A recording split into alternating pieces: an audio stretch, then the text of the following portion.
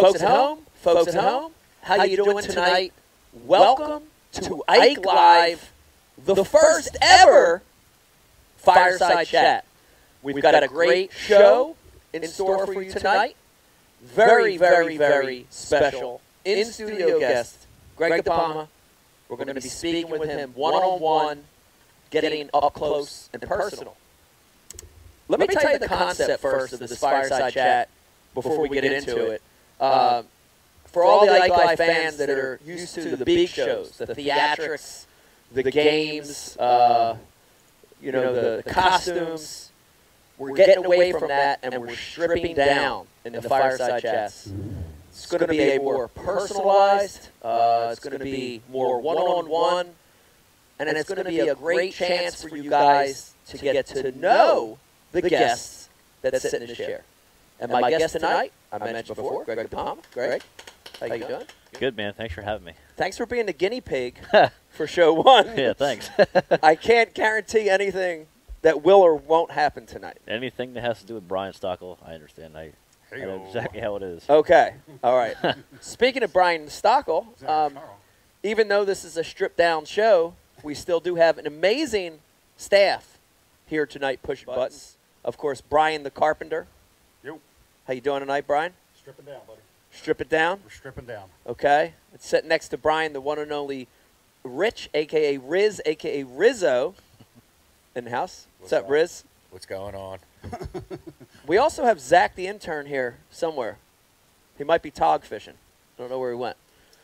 It's going to be a great show. And Kelly, the in-studio audience. And Kelly is here. Do we have a shot for Kelly? Yeah, hell yeah, we do. Oh, there. let's get a shot of Kelly. We'll be zooming in later, folks. Okay, we're zooming in. And Kelly's here. Also, are you Greg's publicist? Are you making sure he doesn't say anything? She's a lot. That's funny because my wife does the same thing. I mostly get all of it afterwards, though. Yeah. You got to keep them in check, though. It's good. It's a hard job. I know. I'm glad you're here doing that. Just to let you know, we will have the IMs open tonight. So if you have a question or a comment for anything you hear tonight, hit us up on the IM. We're going to be letting select questions and comments through. That blower came on. Is that bad? Okay. Also, this show, like the regular Ike Live, is brought to you by a handful of great sponsors. A Mystery Tackle Box, TH Marine, Dr. Squatch, Primal Urge Foods, Liquid Mayhem, Flambeau, Real Snot, Founders, Tackle Warehouse, Hobie, and brand new sponsor for Ike Live, The Fisherman Game. Check it out if you haven't already at thefishermangame.com. Right. You guys played it. You like it. It's awesome. Yes, indeed. Okay. It's wild and crazy.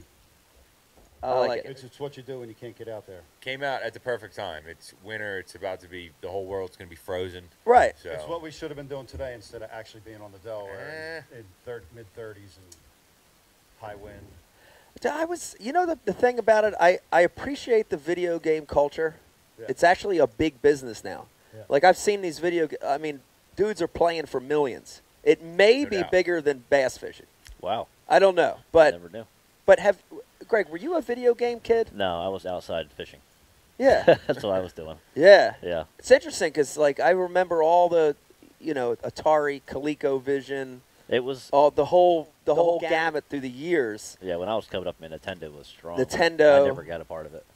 And never really gravitated toward it. Nah, it was probably because of my dad, honestly. He always wanted us to be outdoors. Right. Yep. Yeah. And it's funny because I deal with that now with Vegas. Vegas likes it, and he's into it. But I try to provide a balance so he's not, like, I don't want him to get, like, overwhelmed. I don't necessarily think it's, like, the devil or anything, but also... You got to have the best of both worlds. You just can't have one, for sure. You can't be locked inside playing video games. Yeah. No way. Yeah. All right, now I want to start this. I want to get to know you a little bit, but did you know you're the second most famous person in all of Millville? Second most favorite? Yes. I guess that would be Mike Trout's number one. Mike Trout! Yeah. Yeah. Yep. That's tough because you want to be the most famous person in your hometown. Yeah. If I consider my hometown Runnymede, I'm the second most famous in Runnymede. besides a mayor that was mayor there that got like ousted for like having sex with like 30 people And he's in ahead the of you? office. Yeah. That's amazing. Wow. Very famous. You remember that big thing? Sex sells. Yeah. Who was that? Oh, we can't say. yeah, we can't say. Oh, I'd never heard of that. Yeah. Interesting. Yeah. Huh. But Millville, But no talking politics. no, we're not talking politics. Millville's is in South Jersey fishing culture. Yep, Millville is a very famous place. it is. Tell people, we got people watching that, you know, they hear Jersey, and of course, you guys get, I'm sure you guys got this all year traveling. You get, you know, oh yeah, you know, like Jersey Shore, you know, Snooki, or Yeah. they think of New York City. Yeah, nothing like that where we live Yeah. here. Describe Mill. How would you describe Millville? How would you describe that South Jersey town to people? Yeah, I would, you know, Millville and South Jersey, like this whole, basically south of Trenton is the Garden State. Right. We don't have big cities. You know, we have cities but they're small. We have a ton of lakes, ton of small lakes, you know, 50, 70 acres. But basically, man, it's trees and farms and small lakes and just roads running through it. That's pretty much it. Yeah. You know, in my opinion. Yeah. And I've been a lot of places across the country. As small as New Jersey is, I Yeah. think the fishing's pretty darn good as far as comparable to everywhere else. It's pretty good. Yes. It's pretty good. And we've said this before, Brian the Carpenter, after you open as Founders. Yeah. Did Greg just South- try to say fishing in Jersey's pretty good? It's good. It's real good. It is a microcosm Yes. of a lot of different fishing conditions. Yep, for sure. And I don't think people grasp that totally because, again, from afar, you see Jersey and the states like that big. Yep. But growing up, you experienced a lot of different Yeah. types of waterways. Yep. Talk a little bit about some of that diversity. Well, I can say this, man. I think it's kind of crazy to even say this, but if you're fortunate enough to grow up in South Jersey and you want to be a professional fisherman, I don't know of anywhere else that I have been that you are, you know, shown this many different scenarios Yeah. of all these different lakes. I really don't know. If you look at South Jersey, so there's basically, in my opinion, and there's a ton of talent. I'm not putting anybody out for this, but Yeah. there's me, there's you, there's Pete, there's Adrian. We're all from right here. Isn't that crazy? Yeah. Isn't It that crazy? It is crazy. It's unbelievable. And then if you throw in, I can think of another 10 names in Yeah. South Jersey that are as good or better than our level. I really believe that. Mm-hmm. You know, some of the guys from South Jersey Bass Club Association, 100%. Bob Soley, Yep. living down here now. I mean, there are hammerheads down here. Big time. But, you know, the fact that in this little state of Jersey, 4 of us have come from South Jersey, that's Yeah. that's we're pretty all, special. We're all 15, 20 minutes apart. That's it. It's crazy. Yeah. Real crazy. It's crazy. All right, now I want to jump back a little bit. I basically just read your bio like everybody else does online. And it's pretty cool because I read, and I want you to tell me what you remember about your first experiences fishing Okay. and how you got into it. Yeah. Because I saw somewhere that I think it was your grandfather. Yep. And the cool thing and why that sparked my interest is we have there's that green tackle box up there. Yep. Looks like it's from the 60s. That was my grandfather's tackle box. And he got me started as well. Like my uncle and my grandfather were key to why I'm doing this today. So Yeah. talk a little bit about that. I'll back up real quick. When I walked in and I first looked at that, that's the first thing I saw was that tackle box. That's funny you said that. It's crazy. Yeah. Yeah. So I basically come from a big-time outdoors family, you know, as far as hunting and fishing goes. But my grandpa, Gary Montani, who's still alive today and still fishes a little bit, he basically was the main reason, period, why I even started bass fishing. Yeah. He was hardcore, and you know, this year qualifying for my first classic, he's going to be there. It's That's going to be awesome. emotional for both of us. That's awesome. Yeah. So he doesn't watch this, but what I have, I know I'm jumping a little bit here, but Yeah, no, that's okay. I kind of want to take my grandpa up on stage with me if Tripp allows it. You know, like day one of the classic, just to kind of That would be freaking awesome. yes, just to say thank you to him. Listen to me. Yep. Just do it. Yep. I did a stage dive. I last saw year at it. the Classic. We all Just saw do it. it. Worry about the fines later. Yeah. That would be it. That's your first piece of advice of the Yeah. evening. I'm like, I didn't know there was any fines. We're good, right? But what an amazing experience that would be. I never I never had that at the Classic. The only thing close to that is when I won the Classic in 2003, I had my mom do the victory lap with me. Did you? Yes, because at the time I was single. I was going through a divorce. My personal life was in the shitter. But it was amazing to have my mom up there because it was the same kind of thing. It was like, you know, she was proud. She was there from the very beginning, from when I fished off a damn dock in the Poconos. And then to bring it full circle like that, it's got to be special. I hope you do it. I hope I can too, man. I hope I can, you know, I'm going to talk to Bass and just straight up ask him. And I think Trip will go for it. Maybe he's watching. I don't know, but Trip, let Greg do this. Yeah, please.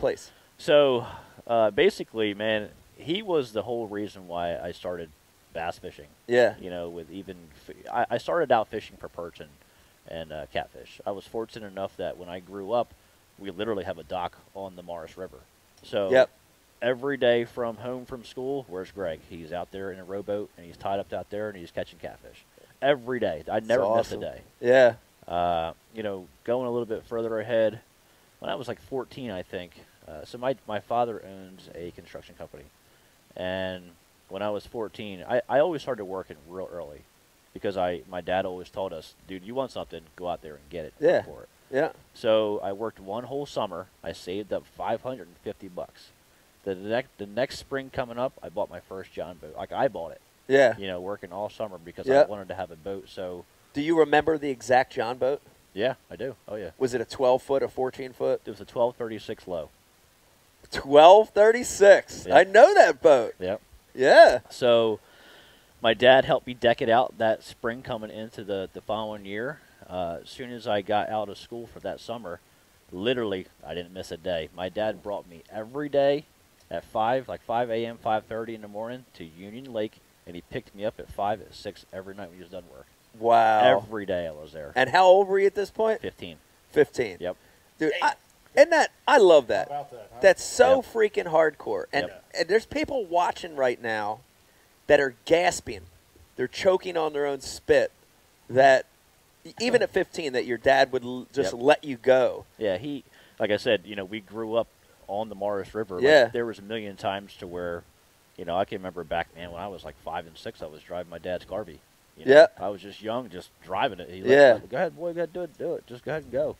Dude, You what know? a cool lifestyle. So was it during those trips, like, because I look back on, you know, and again, my background's very, very similar. Like, as you're talking, I'm like, same thing. But I can remember trips in the Poconos where it was the same deal. They'd let me out in the John boat. It just had a trolling motor on it. Wasn't a bass boat. But I can remember going out there and about the same time, 13, 14, 15, and literally like playing games in my mind, like pretending like I was in a big tournament, you know? Like I'm 13, 14, 15, and I'm imagining I'm fishing a tournament. You know, I'm like visualizing. At an early age, I'm already not like thinking about it, but in the back of my mind, I'm sort of aspiring to do this. Yep. Was some of that stuff going on? It was. It's kind of weird how things unfold. So right down the street from my house was two guys that I considered to be excellent bass fishermen as I even grew older, and they were hard to beat. And I would walk down to my neighbor's house all the time because he bass fished, and I always wanted to just hang out and kind of, you know, see his tackle. Yeah. And one day he was like, hey, we're having a tournament over at Union. You should come. And at the time, I was 16. So I told my dad. My dad signed for me. Me and my stepbrother, Charlie, my dad brought my boat in the back of his truck, put it in the water in the morning. We went out, caught lunker in that tournament. Caught a 4.2. I remember the size. Wow. Caught lunker. That's the only bite I had. Actually, I had another fish when I lost it. But I remember I was going down the grass line at Union, and I looked over. I had nothing. This is later in the day. I remember looking over, and I just see a big bass, like, swimming through the grass real slow. 4-inch black worm, boy. I got him. You know? Like, I remember it all like it was yesterday. So awesome, isn't it? Yeah, and that's the first time we got $122 for lunker. Wow. Like, I remember everything. Yeah. And it's funny how, you know, it's funny how when those, you know, at the time you didn't even realize how big of a moment that was. Yeah.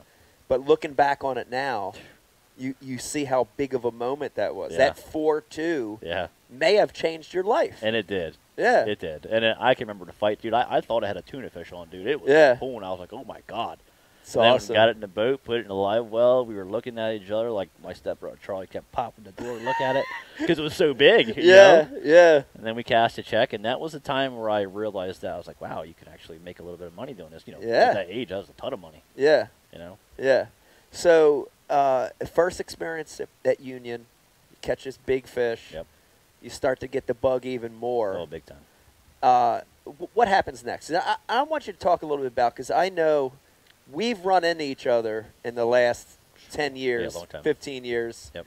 at every other local club tournament, at Opens. Yep.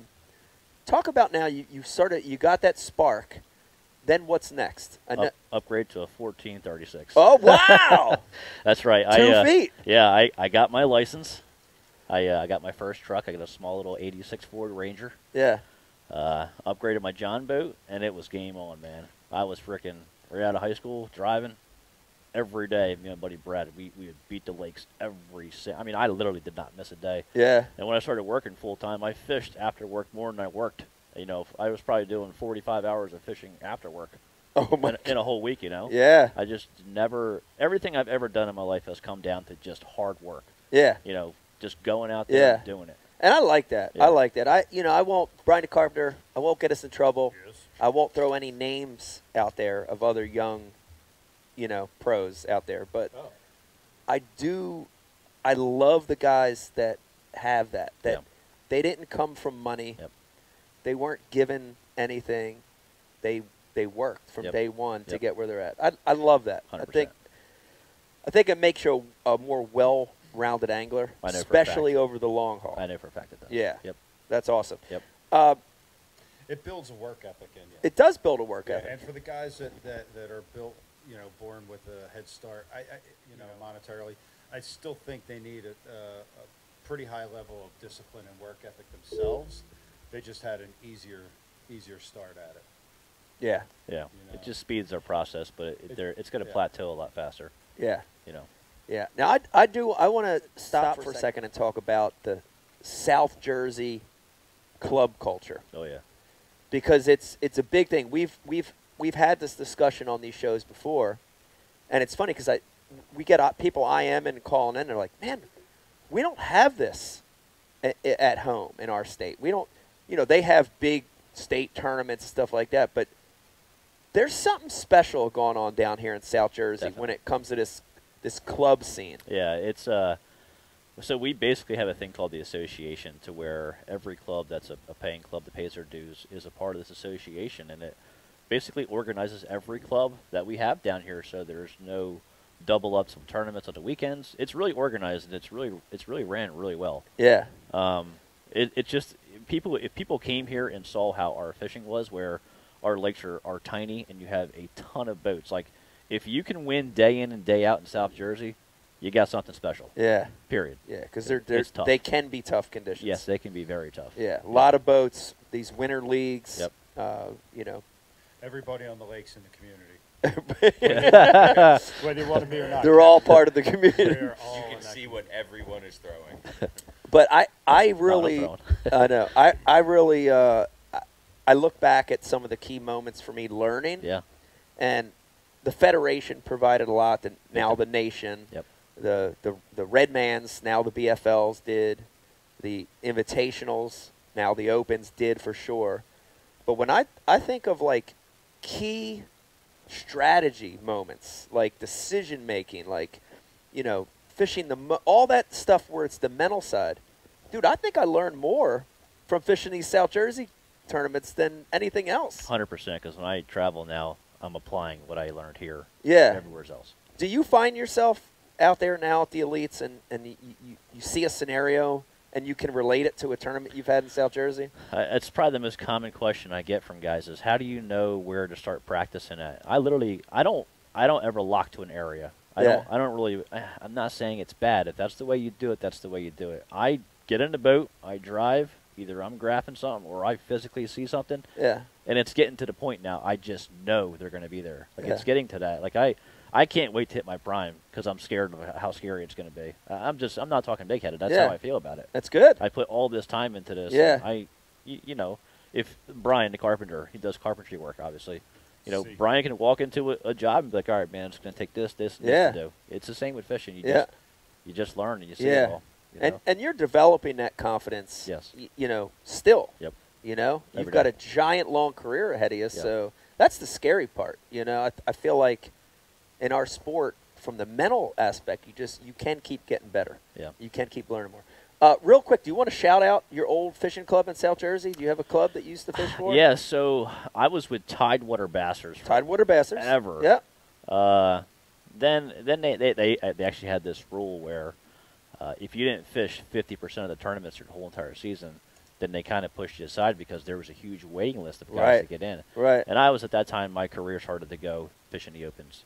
Right. So I was fine with that, but now I still fish a club. If I'm home, last year I fished 2 tournaments with Fourth Ward. Right. That's what I fished with. I went there the other day. Shout out to Fourth Ward. Yeah, I mean, I hang out with them guys. Like You know, I those stop guys. in there and talk Chicken to them. Coop. Shout out to the Chicken That's Coop. it, the coop, man. Yeah. That's awesome. Yep. Riz, you want to give a shout out to your club? Sure. One more cast fishing club. They were the first guys to give me a chance. I bumped into the guy who runs it at the Salem Canal one day, and I was pulling a little 8-foot John boat. And he's like, "Hey, we're having a tournament down at Union Lake next weekend," and I showed up and fished the tournament and did good. And Yeah, dude, this guy's game right here. Like, I'm like you, dude. I watch everybody. Oh, Like, yeah. I don't know your statistics, but I know watching you. Like, he works hard, and I can see what you're doing between all your social medias. You're reading stuff, you're doing stuff, and it shows in his fishing. He excelled very fast so far. Big time. Don't stop. you're Seriously. making me blush, Greg. Well, that's windburn, but don't stop, dude. I'm I being agree. serious. Riz, I'm agreeing with Greg here, and I think I pinpointed to your real estate career. Seriously, because in Yeah. real estate you have to hustle. Yeah. You have to work your ass off to Yep. make a buck. It allows the time too. Yeah. Right. It allows the time to work short windows for large profits with minimal sleep. You know, Yeah. Yeah. 12-hour days are common. Yeah. But it allows to go those 2 months where I can just fish and fish Yeah. and fish and fish. Yeah. And it's not a good thing. Don't not work for 2 months. I'm not prescribing that Yeah. to anybody, but But time You know. on the water is important, though. yeah. Yeah, Yeah. there's no substitution. Yeah. Yeah, I Yep. mean, just that the confidence in just decisions, and I can't even imagine on the level that you guys have, because, you know, for me, just from the beginning of this year to the end of this year, at the beginning of this year, I was questioning myself so much, and I was talking about it with you guys. Like, I feel like every decision I'm making is the wrong one. Now, by November of this year, that's not there anymore. Yeah.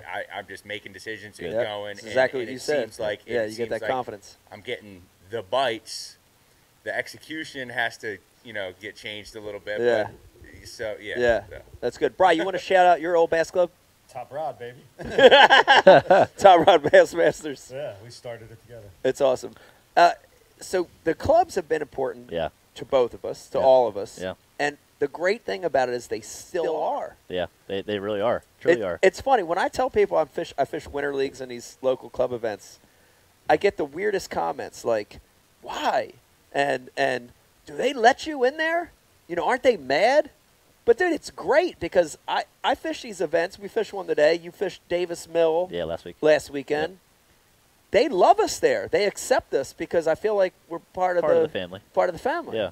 Yeah. Do you ever get harassed at any of these? Like, I mean, yeah. are you qualified for elites now? Get the hell out of here. Yeah, last year I got harassed at one of the Salem Canal tournaments, but Did you really? yeah, the guy that runs it actually spoke up and said, Greg has done so much for us it was a tackle store. Greg has done so much for us over the years. He can fish anytime he wants. Who was complaining? A sore loser? I don't know who the guy was. Yeah. I actually never saw him. Sore before. loser. Shout out Yeah, to sore loser. Yeah, he lost that day. We Now- just took a turn. All right, now I do. So real quick, just to let everybody know, I did fish Five Alive, one of the premier clubs Yes. in Jersey now. Yes, Not it necessarily is. South Jersey, but all New Jersey. Oh, New Jersey. Fished one on the Delaware today with Uncle Don, who's a guy that got me into fishing. Just right there with my grandfather, my uncle. Dude, it's so good to get back and fish with family. Oh. You know what I mean? No comparison. And to have a good day. It was awesome. But Riz and Brian the Carpenter fished together today, and you have a story from today. You had a 4-pound plus. Well, yeah, we got a lot to talk about when we get into this story about the river tournament. I feel like All right. Well, You want to talk about it now, or you want to? it's up to you. I just want to hear it because you guys have been holding it from me. Well, I mean, Okay. just the whole thing about seeing Uncle Don out there with you, and you know, I mean, that part was that was so cool, and him getting in the boat with you this morning and putting his ski mask on sideways. Ski mask is, and he's just all like, ugh. Cyclops. He had one eye covered. It was awesome, wasn't It it? was the best. Uh, But Don caught him today. Don caught him today. Yeah, Don caught him today. Don's really good at. catching him. He's really good at once he gets on something. Yep. He'll just throw it and throw it like. Yeah. You know what I mean? He doesn't get that antsy. He wants to try something else. Yeah. He has patience. He's got patience. Like Yeah. today, he caught a few on a shaky head, and he was doing his thing, and then on his own, he's like, I want to try spinnerbait. I'm like, all right, cool, try spinnerbait. You know, I had the spinnerbait tied on, and I don't know, he threw it 100 times, like for 30 minutes, 40 minutes, Yeah, we'd have dropped the bite in, like, this ain't working. and then all of a sudden he Yep. gets a bite, and it's a big one. Yeah. You know, and I'm like, damn, it's like unbelievable. Yeah. And he just stuck with it. He had 3 bites the rest of the day, but they were all 3+ pounders Wow. on the Delaware, which Wow. is unheard of. Yeah. You know what I mean? That's special. It's crazy. That's how you do a buddy tournament, though. That's Yeah. a good partner to have. Yeah. Yeah, Yeah. because you caught numbers, but Yeah. Don ended up catching the weight. Yeah. Because he stuck with that Yeah. one deal. And to his mindset, or you know, just sticking with one thing, I cut my tackle way back going into this event. That was kind of really lack of preparation, but with that in mind, like Rich and I had no practice going into it, and I'm just like, I'm not going to bring a ton of stuff. Right. I'm going to limit myself to these couple things. Keep it simple. Yeah, brought a jig rod, spinnerbait rod, and 2 spinner rods. I actually brought 4 because the braid the floor leader thing, you break off a lot, and Yeah. I'm not tying that leader on the water. Right. So I brought Yeah. 4 spinner rods just as backup. But essentially, it was a 4-rod day, Yeah. and keeping the techniques real simple. Yeah. It's good to do But like that. you were saying with Rich about making the calls and going with it, or like you were saying, we're heading back up the river after our first spot didn't work out, and we're heading to a particular spot, and all of a sudden he's like, let's go over here and catch a 4-pounder first, and rips the steering wheel, makes a hard right, and we pull into another square. We get in there, freezing cold, right? It was mid 30s today, and running 60 miles an hour up the river. My gloves blew out of the boat, leaving the last spot, so I had no Oh, gloves man. anymore. Gloveless. Gloveless. So we pull into the spot, and it's not 5 casts in, and Rich jacks a big one. A big one hits him right at the boat. And he's like, oh, got one. And within seconds, it's right there on the side of the boat, and it's a body, like 2 feet long. You know what I mean? It's a giant. A log. Yeah, and I'm dressed like the Michelin Man, the kid from A Christmas Story, and I go stumble in the back of the boat, grab the net, and I still got my ski mask on, so my vision's like this. I go to grab the net, before I know it, I got his rod tip in the net. Ouch. Like the The rod tip of the rod, the rod you're I'm using? holding. The rod I'm holding. The rod he's fighting a 4-5 pounder with. I'm holding the rod, and I have my rod tip up, and all of a sudden, I feel an involuntary movement on my Bite. rod tip downward, but I realize quickly it's not the fish that pushed my rod tip downward. Oh, no. I get back there, and I'm like, ugh.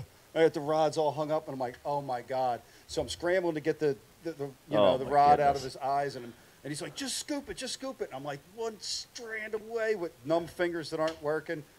I get the net off, and the spinnerbait goes doof, out of the water. Ouch. That sucks. that Serious. sucks. So what's at fault there? The weather, the net man, the net itself, BTC. It's all Brian me. the carpenter. Yeah, no, that was all me. Definitely all me. I should have had a trailer hook on. I should have engaged my thumb. I should have been able to play that fish a little better, so that it wouldn't have been chaos. It's not the net guy's fault. It's never the net guy's fault. Oh no, it is. It's execution. I actually got the net caught in your rod. I'm going to go the net guy. That guy. 100%. That Yeah. guy. Oh. Yeah, total loser. So I scream and curse and yell and say a bunch of stuff. Why's God hate me? Yeah.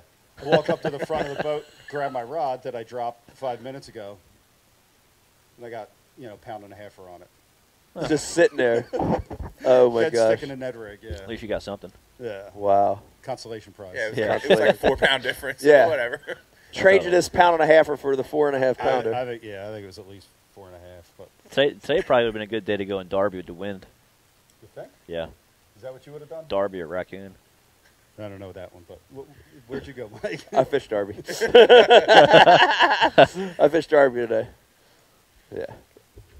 Want to keep talking. So the club was important. And then what you said, I want you to dive more into that, because watching your career, you've done something that I really believe in, which is it's something called the stair-step process. And that, to me, the way I define that is you don't go to the next level of Derby until you're ready. You've done a really good job at doing that. Yeah. So you fished locally. You started fishing the club scene. You're winning everything here. You've kicked my ass at Cooper River several times. And then you start fishing the opens, and you have success there. Talk a little bit about that stair-step process. Yeah, I was fortunate too. Like I said, I met some good people along the ways. Basically, I'm going to say there's more than one, but there's one guy that I fish with religiously, and it's been that way for the last 20 years. And that's Mike Sims. He's my fishing partner for everything. When I first came into Tidewater at 17, Mike was winning everything. And I maybe fished for probably 3 or 4 years. My first year in the club, I weighed, so we did pounds per point. You catch 1 pound, you get 1 point. My first year in the club, I weighed 14 pounds in the whole season. Right. My second year, I weighed 40, and then after that, I started winning Angler of the Year. So just the process. But when I started to win, I was going heads up in Mike every tournament. It was like me and Mike, whoever was going to win. And then it got to the point, and Mike was like, or I don't know if it was me or Mike, we were like, you want to fish together? Yeah. And we were like, yeah. And then we started to fish together, and I took all that I knew in South Jersey. He took all that he knew in South Jersey, and we started putting it together. Yeah. There's not a person on this planet that I can relate to like he is.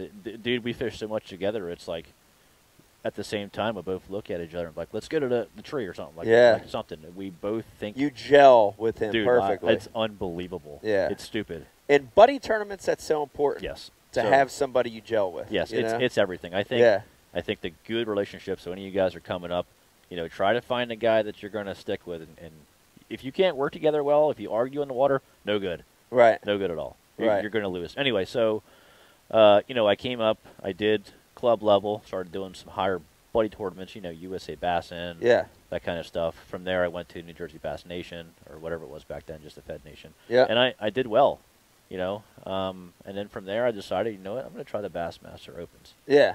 And my first year in the Opens, 2006, I qualified for the Elites the very first try. So first year. So you're having success locally. Yep. You're having success in the federation. Yep. In the nation. And then you say, let me try this shit. Yep. Let me just try this shit just to see. Yeah. And right off the giddy, you qualify. Yep. That's incredible. It is. That's really, really incredible. Yep. Do you remember, was it 3? 5. 5 tournaments that year? It's 5. Do you remember where they were? Yes. It was our first one. I got to think about them. So we had the very first one was Kentucky Lake, which at the time I had a lot of experience there because all the years fishing Midwest Bass Tournament with my buddy Mike in the buddy system, that's where the Classic was every single time. Yeah. So when I went to Kentucky Lake, I was like, dude, I felt like I was at home. Right. I really did. And I was like, I went there, took 18th in the very first Open I ever fished. At the time on Kentucky Lake, it wasn't like it is now with the ledges or with the carpet or now, but it wasn't like that kind of bite. It was, I caught them South Jersey style. Yeah. I caught them shallow. I knew where they were, and I busted them. Second event, I think, was on the Mississippi River out of Iowa. Wow. Yeah. And so I went right to a river system. Yeah. Same thing. I felt right at home again. Right. All the Morris River experience. Yeah. Delaware River. Went there. I think I came in like 34th, 36th. Another really good finish. From there, I'm trying to think what the third one was. I can't remember what the third one was. It'd probably come to me, but that's funny because people would assume that these are like Eastern Opens or Northeastern Opens, yeah, but it was these so crazy. They're all over the place. Yeah, I was traveling a lot. First try ever. Yeah. Then I actually came to Champlain And I went to Champlain, and at that season, that 2006 season, that was the only bad finish I had. You know, it's kind of weird, man. Like, I always compare things. Like, you're real good on Champlain. So in 2006, when I was heading to Champlain, I kind of thought to myself, Mike's good here, I should be good here, because we fished the same, you know, growing up the same style. I kind of relate a lot of things that way. I always have been. Yeah. I went there, did that. I didn't do good there. I think from there I went down to like Santee or something, did good there. And I had one more in between. And then after that, there was, in 2006, there was a wild card. Do you remember that? I do remember that. There was a wild card championship. So I went to the wild card championship on the Harris chain, and I found them like the first day of practice. And I was like, man, if this holds up, we had a big cold front come in, and I freaking caught them good every day. Wow. Yep. It's incredible. And that was the qualification for Yeah. me. It's Yep. funny about Champlain, too, because in 2006, the year that I won Angler of the Year, my worst finish was on Champlain. Oh, crap. Huh. You know what I mean? It's like That's the funny. one, that's the one when I looked at the schedule, I'm like, this is my tournament. Yep. And it was the one I had like a 50th place finish. Funny And how it all the works. rest were like top 20s except that one. Yep. You know? But here's where it's interesting. And I know you've talked about this on other shows and stuff, but I want to hear it from you directly. So you made this nice stair-step process, Yep. club levels, nation, opens, but then it went like this. Shoo. Because when you had that good open season, Yep. it gave you a path straight, potentially, You're right. if you wanted it, straight to the highest level Yep. of competitive fishing. Yeah. And there are people watching this right now, there are people listening that dream, that's their dream, to fish at the highest level, whether it's Elite, MLF, FLW, whatever it is. And here it is, you've got your ticket, hand it to you. Yep. And what happened? Bass called and said we need $55,000. That's pretty much how it went down. And you know, Congratulations. Here's a bill. no, seriously. So I had 3 weeks to give him an answer, Wow. and dude, that was the longest 3 weeks of my life. Yeah. Literally, because like you know, I was working full time. I couldn't even work, dude, because I was so mentally like, oh my god, Yeah. how am I going to do this? I have Yeah. to do this. It's my dream. And the 3 weeks came, and I think it was Chris Bose I talked to. He said, Greg, are you ready to go? Are you going to give us an answer? And I said, Chris, I'm going to have to say no. And he goes, all right, we got Glenn DeLong. He's lined up ready to go. So I thought to myself, you know, I couldn't afford it. You know, there's no way possible. Yeah. So I turned it down. Glenn had a good few years on tour, which I was happy about that. Yeah. But when I turned that down, that was probably, you know, with the exceptions of somebody dying, that was the hardest thing I ever did. I Wow. had my dream in my hands. And Yeah. I gave it away. Yeah. I wasn't ready for it. God, I couldn't imagine. I mean, that's hard. I remember my rookie season. I remember the bill that was there looming, but I didn't have the urgency that you had. You know, I was built up to it. I had a good 8 months or whatever because I had qualified the spring. I already knew I was fishing the elites, so I had like 6 months or something to get ready. You had 3 weeks. 3 weeks. But at the time, even if I would have had probably 2 months, I didn't know anything about the industry, dude. I just knew how to catch them. Right. You know. Yeah. So that's the business side. That's very important. Right. On the sport because man, it's so expensive. Right. So so you talk to Chris. Yep. And you come to the reality that you're not going to fish. I cried. You cried. Cried. Yeah. Yep. That's crazy because I think I would too. Yeah, I needed to be by myself for a couple of days, man. Yeah. It was tough. Yeah. Yep. What was your mindset after though? Did that crush your dream, or did you did you think, man, I'm going to keep working and I'll do it again? My thought was 2007. I'm going to get Angler of the Year, and because they gave some money away, and then you had other incentives too. Yeah. I'm going to win it. Yeah. I just as soon as I realized I accepted the fact that I couldn't do it, I had one option: keep trying. Keep trying. My whole life was keep trying. Yeah. That's how my whole career. If it was baseball in the beginning, if it was basketball, I never made the cuts first thing. But when I did make the cuts, I was like the best in the team. It seemed like it got to that point. Right. So it's almost like it's identical to that. Yeah. You know, I had an opportunity. It wasn't the right timing. Yeah. And then, dude, so from like 2006 all the way up until this point, there's 3 years. I would say it was 2017, I think it was. I had 2 13th place finishes in a row on the Open, 13, 14, something like that. I was in the points. I was right there.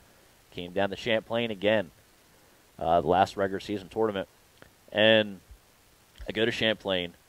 It was in September. I had the most incredible practice of my entire life. Did it till like right now. Still. Yeah. It was like I couldn't do no wrong. Like I was catching 22 pounds with my eyes closed in smallies. Actually, one of your buddies, he was my co-angler day one. I can't think of his name. Tall, skinny guy. You're always with him. John McGraw? Yeah, John McGraw. Yeah. John McGraw. John McGraw. John McGraw was my co-angler for. Did he tell you to come off pad in the middle of the lake?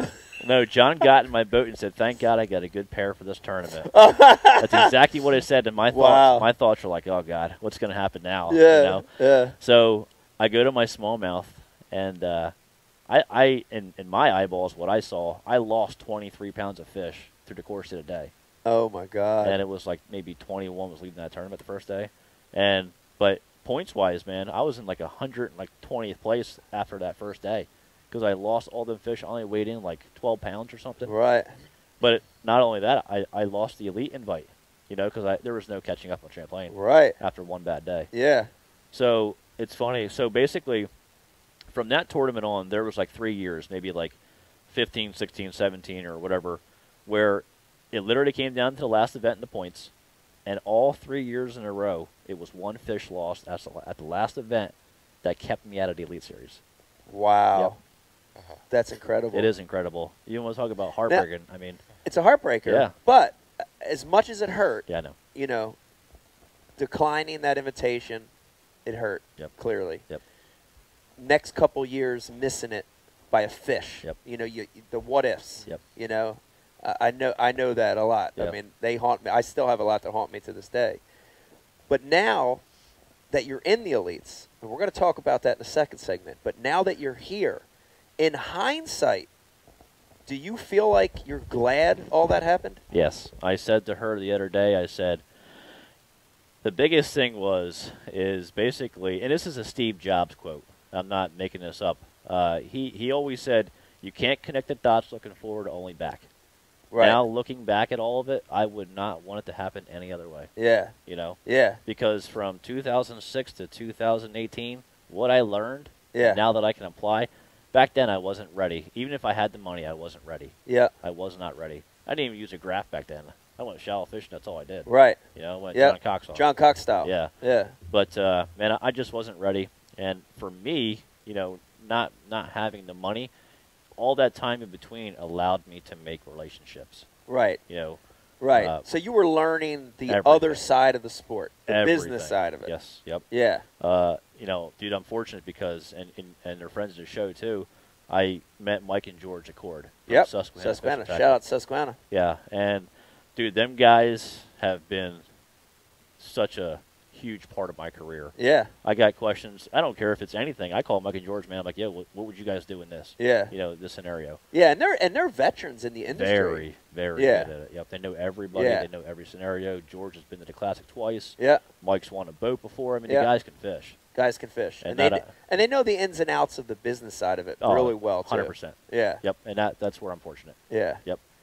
I'm a big believer. Brian DeCarpenter, how many shows have we mentioned this? And Riz, how many shows have we mentioned this?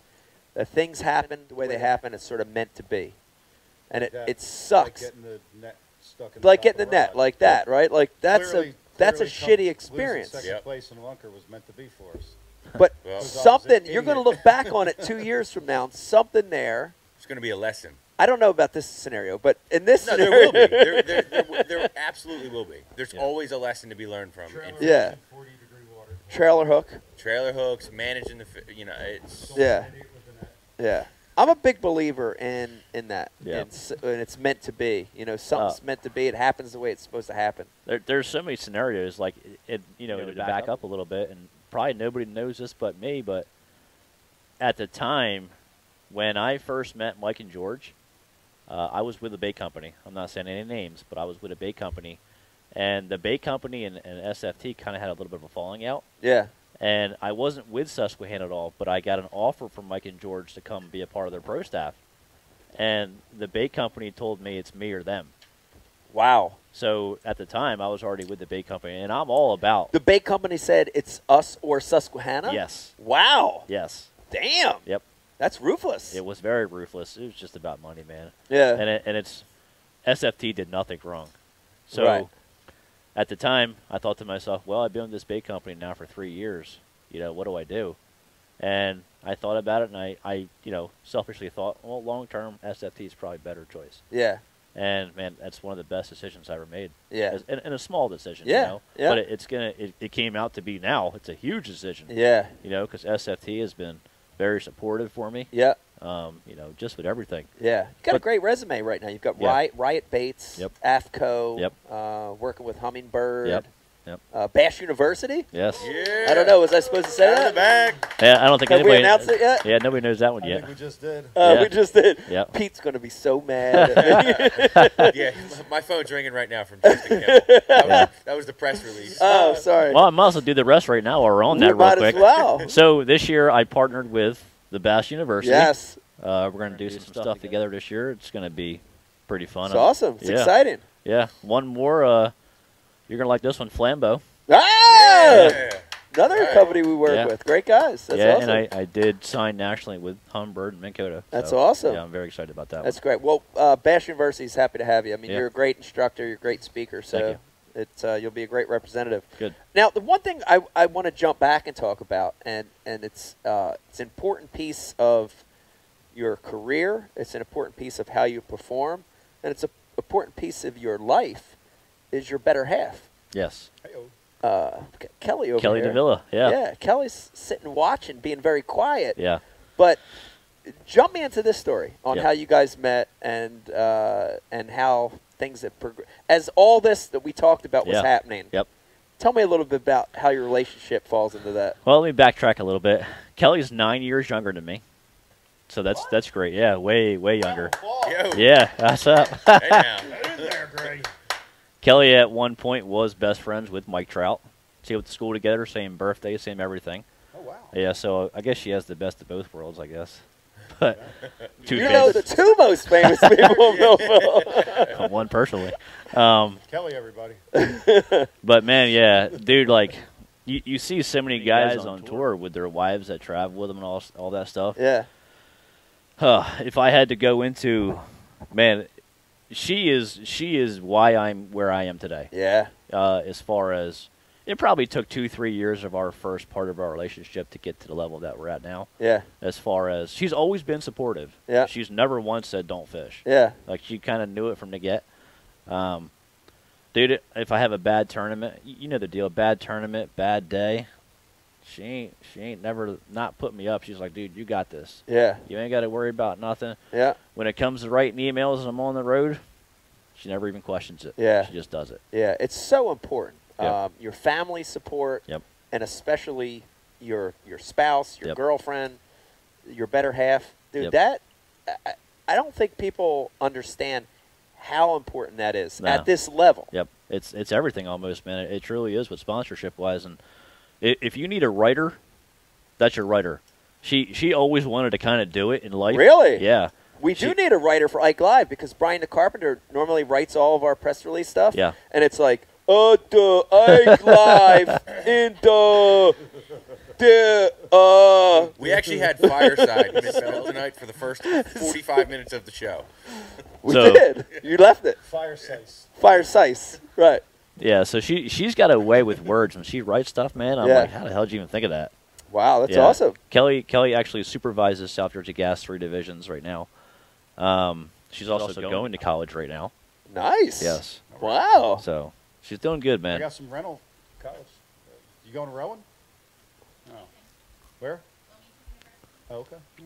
I love it. Yeah, so huge Right, part, right man. over in Huge DA, part. It's so key. Yeah. It's so key. I mean, I look back and, from 2006 when I met Becky till now, like all this other stuff, 2006 was a good year. it was a good year for me. Yeah. It was a great year. It was a great year. All this other stuff, you take her out of the equation, I'm still a wreck. You know what I mean? I'm I can still see a that. disaster. And there's no Ike Live. There's no Bash U. There's Yeah. none of that. Yeah. Ike Foundation. All that's gone. Yeah. And keeping me sane. Like what you said. Like I've got anger issues. And You do? a little bit. And I never knew. I've gotten a lot better at that. And, I can tell you the days where she kept me going and brought me back from the dead, You know, the big one for me was this year at the Classic. Like, and I've never really talked about this. It's a good time to talk about it. I swear to you, I look you in the eye and tell you that I was out. Like, I was retiring. All this stuff was going on with Bass and MLF, and I didn't want to deal with any of it. Like, I felt like the sport was just being ripped apart, and in my mind, I was going to go into that Bassmaster Classic. It was my last Classic. I was going to go out and win. I was going to do anything I could do to win it, and then I was going to retire. You know, I swear, I was going to retire. I heard the rumor. Yeah. Yeah. And you know, I had a bad first day at the Classic. Had a really dismal start, and you know, Becky just started saying stuff, and then I had a better second day and a better third day, and I think at the end, you know, I was disappointed that I didn't win, but she came up there and we were in the boatyard, and everybody was weighing in. They were holding me for the very end, holding the final 6 or whatever, and so it's just us, you know, just I'm going to retire. I missed it. I'm 4th, and I didn't win, and I'm like, and I'm feeling depressed and down. And she looks at me. She's like, "What's wrong with you?" She's like, "You know, this is something you love. You've loved this since you were a kid. You know how many people would die to be doing this?" And she looked me in the eye. She said, "And you're good. You're one of the best." And she said that, and I'm like, man, she's right. And I think I had gotten so, you know, you get so involved in other stuff and you're so competitive and you lose sight of why you love it. And just that 5-10 minute conversation in the parking deck before I weighed in that day, it has reignited the fire under me. And it's all because of Becky. You know, it's funny you said that because I think it was right about that point. Like, I don't know what was going on in MLF in the beginning with you, but it seemed like you weren't fishing good, and then all of a sudden you were like right up top again. Oh, yeah. That must have been it. Why? It was the big spark, man. That must have been it. It was the big spark. And I kind of ignored all the other shit that was going on and focused on what I love to do, you know, which is fish, you know? It was a great moment. On a side note, in 2003, when you won the Classic, like I was sitting in Mike Sims' basement watching the Classic. We were both watching it. Yeah. And when you won, there was last year at the Classic during the Super 6, and they said when Rick Clunn won his 4th Classic, a breakdancing kid from New Jersey started the dream. In 2003, when you won, I started the dream. Wow. Seriously, that was like a big point for me. That's crazy. Yeah. That's so cool. Yep. That's so cool, man. Same thing for me, except it was the river. It was when you won on the Delaware. Delaware. On Delaware. When I realized that bass fishing was like this real, tangible thing. Wow. And I just was like, balls to the wall. This is what I want to do. Yep. That's awesome. Yeah, it's. Wait, there's bass in this river? yeah, basically. You thought it was all condoms and juice jugs. Dude, I actually went to that weigh-in. It parked in Philly with an 8-foot John boat strapped in the bed of my old Dodge truck. In Philly. I parallel and paid to park in Philly with the John boat in the back, and wow. at that point I was just going out fishing for whatever. Yeah. But and then my buddy Chris was like, "Hey, there's this big bass tournament down at the Philly." And I'm like, at the Philly. At the Philly. Penn's Landing. Penn's Landing. At Philadelphia Penn's Landing. And we went there and we met Mark Zona, and then you went on the stage and you're like, "Go for your dreams, you can do it." I was like, "Oh, no shit. All right." That's funny. That's awesome, man. I love to hear that stuff. Listen to me. You're watching the inaugural. Did I say that right? Inaugural? Is that right? The first Fireside Chat with Greg DiPalma. I want, if you've got questions, if you've got comments, let's send them through. Riz, you got a couple? Because I'm going to take a break here in a second. But let's take a couple IMs real quick. I do. I have a good one that came through. Let me find it here so that I can find the guy's name. But the premise of the question was, for both of you guys, do you feel like you can be too much of a specialist as far as fishing one type of way to take that leap? And the premise of the guy's question was that he was a smallmouth angler from somewhere up north, and all he does during the the open water months is fish for smallmouth. Does he need to diversify to be able to take that next step? Yeah, I'll let you answer. In my opinion, the comment came from Jeff C. Jeff C. Good question, Jeff C. In my opinion, what that question is he doesn't need to change what he's doing if he plans on staying and doing what he's doing. There are certain guys that are super good on these big bodies of water to have a lot of tournaments. They don't need to go anywhere else because their bread and butter is right there. Yep. So for me, the answer would be, it depends on what his outlook is as far as expanding. That's what it comes down to. Right. But if he wants to go out and expand his horizons and start fishing semi-professionally, professionally maybe, you have to. Period. Yeah. Without a doubt. Yeah. It's interesting because we have had this conversation before, Brian. Michael?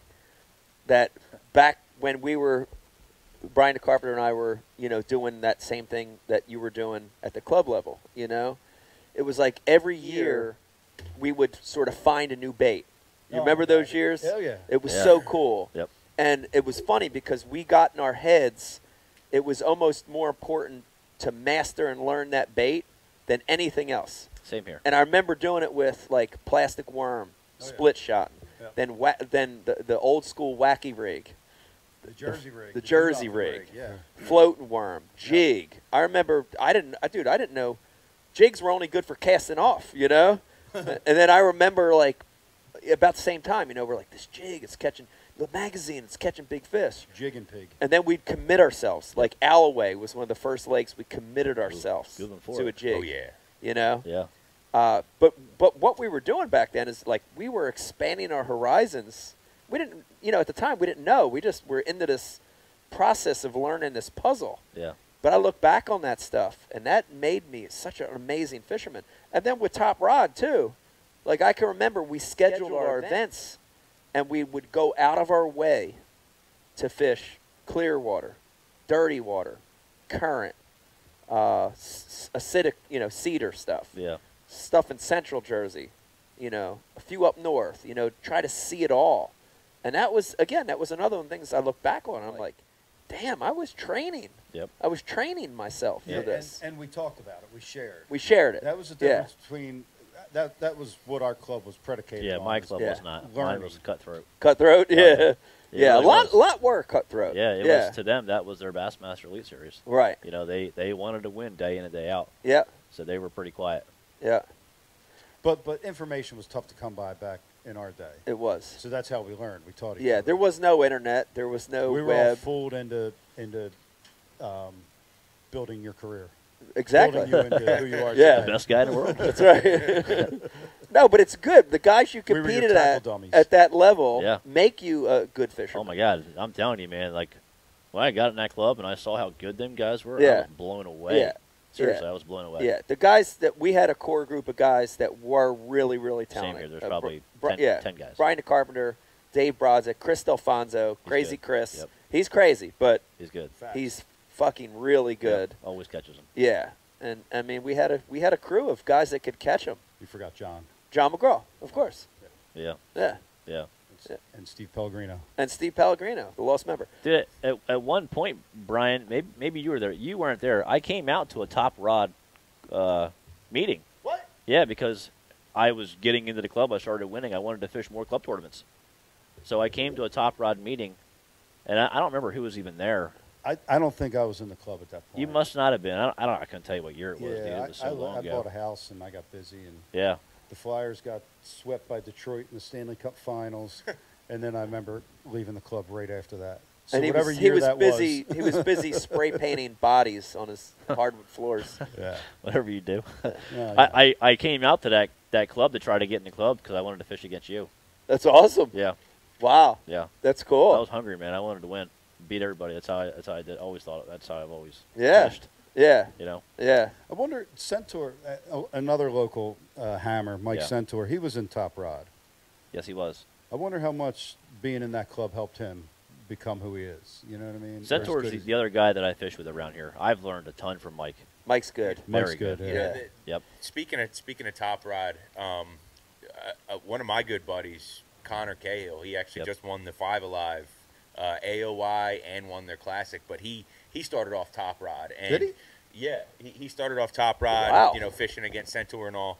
And I don't know how the format was for you guys when you were running it, but the way that we've had conversations about it is that, you know, he's fishing by himself in those tournaments for top rod. And gaining that experience where you're relying on yourself and it's not buddy format to where you have a buddy that's going to help you and put 3 in the boat and, you know, do all that stuff for you.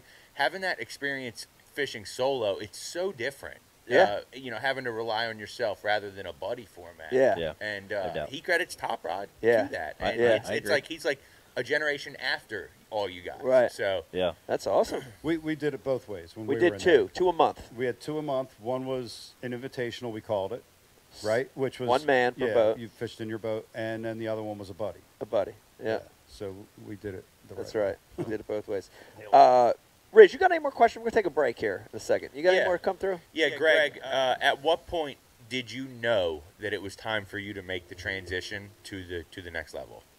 When you decided to start fishing the opens, what was it that made you decide that? Well, dude, there's 2 parts to that for me, because when I finally decided to go try it, it's because I felt like I was I don't want to say this the wrong way, but I felt like I was getting bored locally. Right. It just got to the point where it got too easy. You achieved that level, and Yeah. you were being consistent there, so you were ready for the next challenge. Yeah, the Federation, all of it seemed like I was ready to go higher. That's how I felt inside. Yeah, and your performance dictates that, right? Yeah, 100%. So when you start winning, you're ready for the next level. Yeah. Yeah. And the second part of that for me was after I was already fishing the opens, and this is kind of a personal side of it too a little bit, but I think it was 2016, the winter of 16. I always hated doing construction. No offense, Dad. I always hated it. I hate it too. Yeah, I mean, I hate it more. Dude, I learned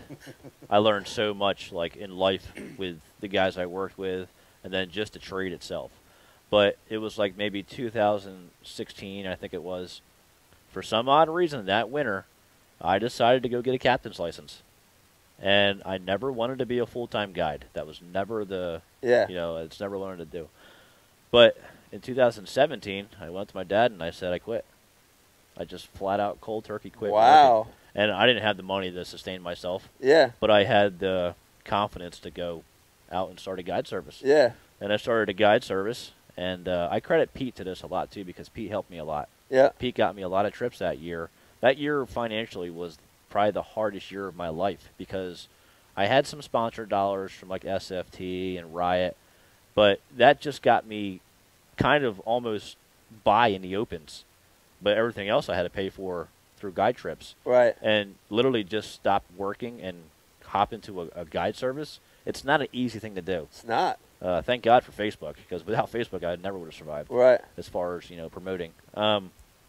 But I felt inside of me, I felt strong for a long time. It just got to the point where it pushed me to the level to say, Greg, you got to stop doing construction, and you need to be on the water every day. Yeah.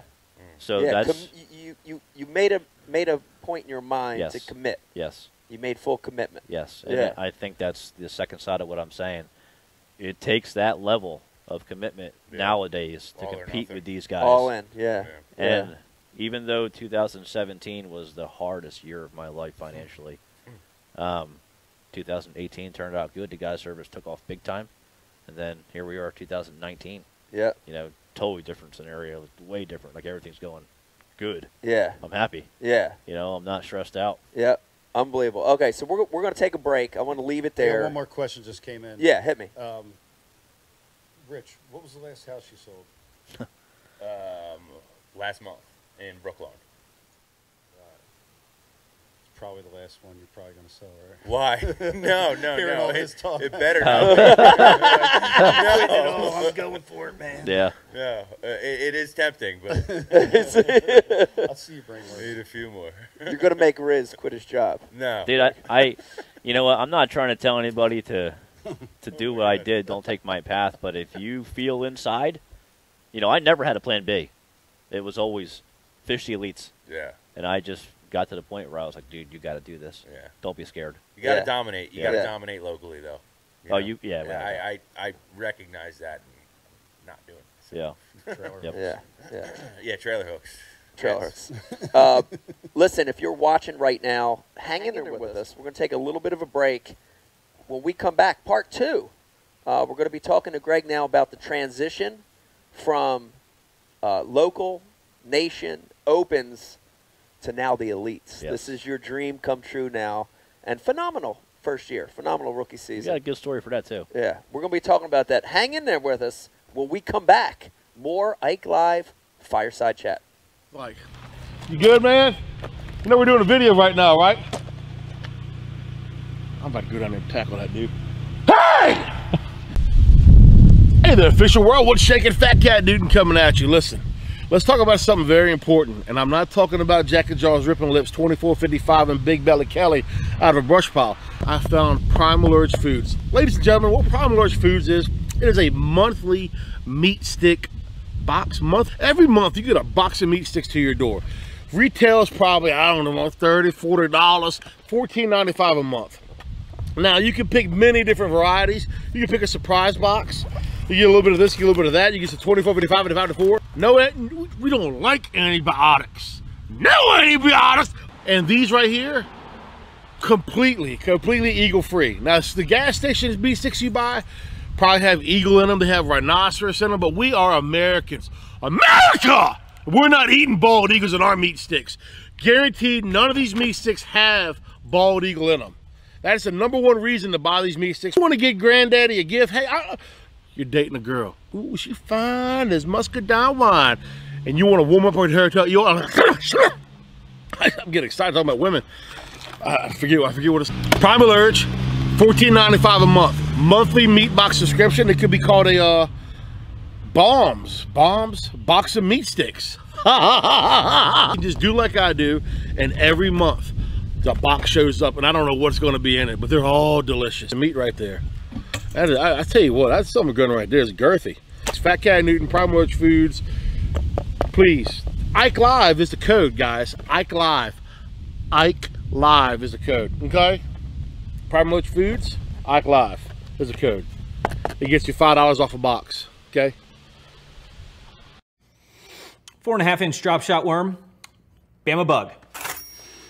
Finesse jig, PB&J, give me something hard. Hey, KVD here. Now, I didn't always know this much about fishing. It's a 4-aught EWG worm hook. In fact, there was a time when I couldn't tell the difference between a jerkbait and a stickbait. But then I signed up for Mystery Tackle Box, the original monthly tackle subscription. And now I know more about fishing than I do about calculus. And he knows a lot about calculus. Plus, I get amazing extras, like free fishing magazines. October 2016. Featured article, 4 places to throw a frog. Exclusive decals. Zombie bass. And how-to videos for all the great baits I receive. How to tune a crankbait. Is that underwater footage I smell? I got goosebumps. So if you're looking to develop enhanced fishing abilities like me, or you just like getting new tackle every month, go to mysterytacklebox.com and get your box today.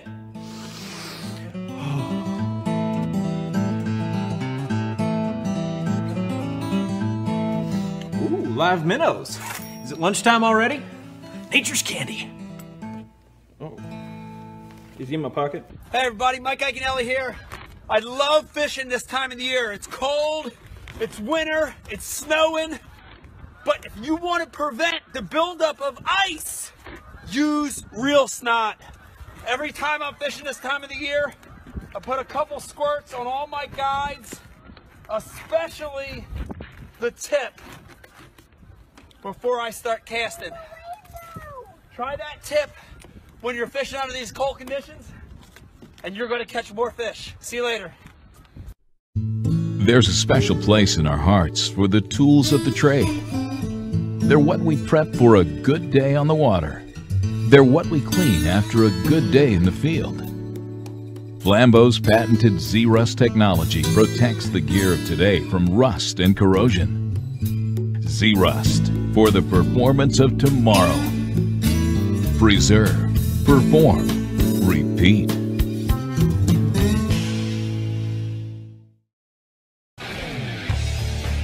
You work hard to catch your fish. TH Marine has 2 products to ensure your fish survive. The Oxygenator injects 100% pure oxygen into your live well. That increases fish survival by 35%. For the perfect combo, add G-Juice Live Well treatment. It calms fish, stops bleeding, removes ammonia, and replaces slime coat. Get an Oxygenator and G-Juice and keep your fish alive.